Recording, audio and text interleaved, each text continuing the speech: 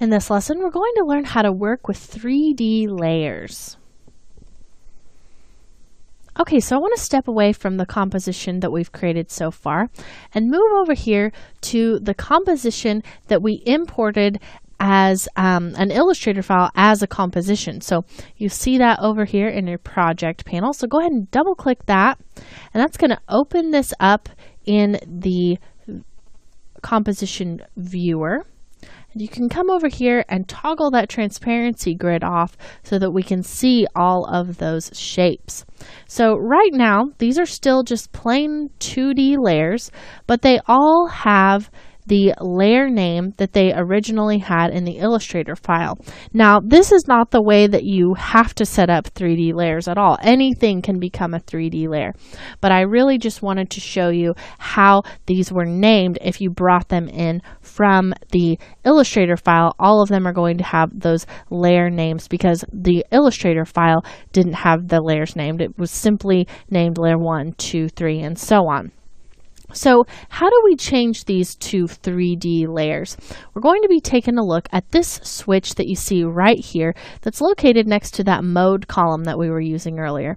Now, if you feel like your timeline is getting too cramped, you can turn some of these modes off. So the same way that we got to that mode, you can just right click and say hide this, and those modes will disappear. And you can also go into those modes themselves or the columns and turn off any of those by unchecking that check mark next to them, and that will hide those as well. So if you don't want to go into that individual list.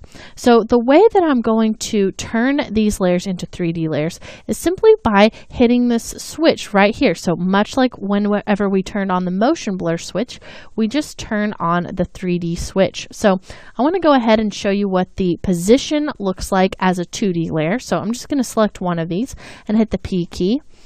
And now I'm going to turn this layer to a 3D layer. So I'm just going to come over here and hit that switch. So now this is technically a 3D layer. And now we have a third value besides just those two X and Y values that we had earlier. And now what we have is a Z value. So the Z value is what is going to give us that depth. So it's going to move forward and away from us in a way that looks similar to scaling up and scaling down an image. But there are so many more things that we can use these 3D layers for besides just faking that depth. So we're going to talk about a few of those. But first I want to go ahead and turn the rest of these layers to 3D layers as well. So I'm just going to come down through here, and I can actually just click and drag while I'm in that column, and it will automatically move me down through all of those layers while it's continuously checking on that 3D switch.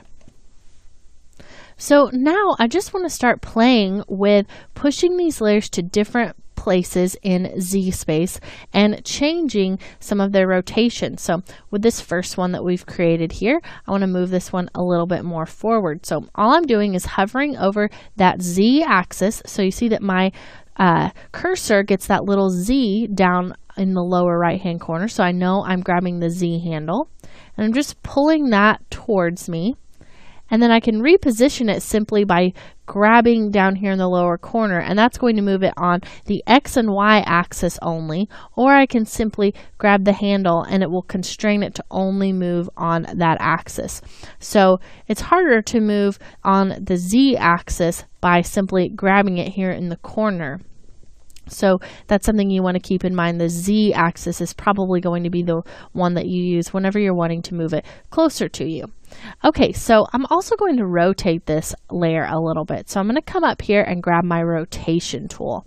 And that's really the same as just using the rotation down here in the menu, but I can come up here and grab the rotation tool and apply that to any one of those handles, and you'll see how it only rotates it on that axis. So I'm grabbing that Y handle and it's rotating it along the y-axis. And you'll notice that that's changing this new property that we have called orientation. So now instead of it just being called rotation, we have orientation, but we also have the X, Y, and Z rotation as well. So you see that now we have these 3 individual rotations, and then we have the overall orientation as well as that third value for our position. So I don't want this to be oriented quite so far here on that diagonal. So I'm just going to change that a little bit there. And I'm going to come over and do the same for some of these other layers. So I'm just going to come in, and on that y-axis, I'm turning them just kind of in all different directions. No real formula to exactly how I'm turning these. I just want you to be able to see what is happening here. Now I'm going to grab my selection tool again before I finish all of those and show you what begins to happen as I'm pushing these back in Z space. Now you remember before, whenever I was pushing this layer back and forward in Z space, it looked like it was coming either perfectly straight or perfectly away from me as it was moving. Now if I move this, it almost looks like it's moving towards the side, and that's simply because it's moving directly back in Z space based on that orientation that we added to the Y handle. So now it's moving backwards in Z space, but at a little bit of an angle. So you want to keep that in mind before you start changing up all those orientations. Sometimes it can be a little bit more difficult to move things if you haven't, or if you already have started changing around that orientation. So this layer, for instance, I'm simply going to move forward before I change any of that orientation, just to make it a little bit easier on myself. And this one as well, I haven't changed any of the orientation property yet, so it's easier for me to move backwards. Okay, so I want to do just a little bit more of this, just changing up some of those Z positions by grabbing that handle and pushing them back. And you can really do this as much as you want. I just want to get some variation.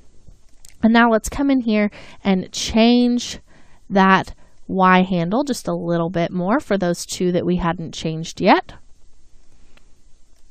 And so now we have all of our layers at different positions in Z space, as well as different rotations on their Y axes. So in this lesson, we learned how to make a regular layer into a 3D layer and change the rotation on the different axes.